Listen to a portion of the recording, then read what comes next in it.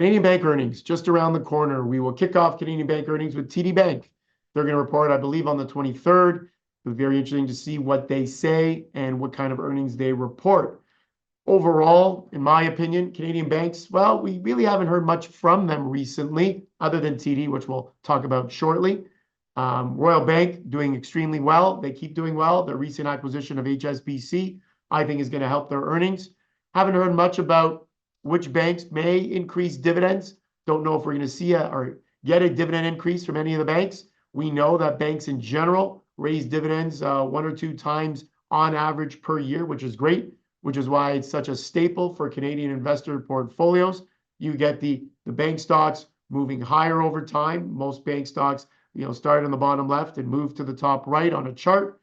But more importantly, perhaps for many investors, they always seem to increase their dividends over time. We have never seen a Canadian bank cut dividends since we've been keeping track. So hopefully we will continue to see bank stocks do well. Last quarter, I think the best report was out of Scotiabank.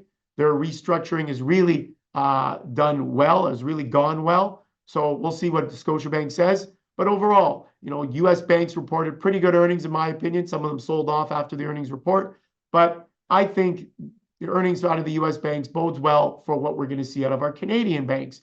And as we know, the economy is slowing down, so numbers will be slightly muted. But I think Canadian banks still can report some good earnings. And we have a couple of charts to show you here. First one is on Royal Bank. Royal Bank stock has done extremely well. Stock now, dividend is just under 4%, trading near all-time highs, really.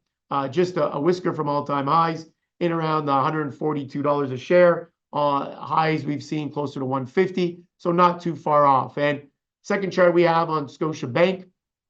Scotiabank is going to report a week after TD.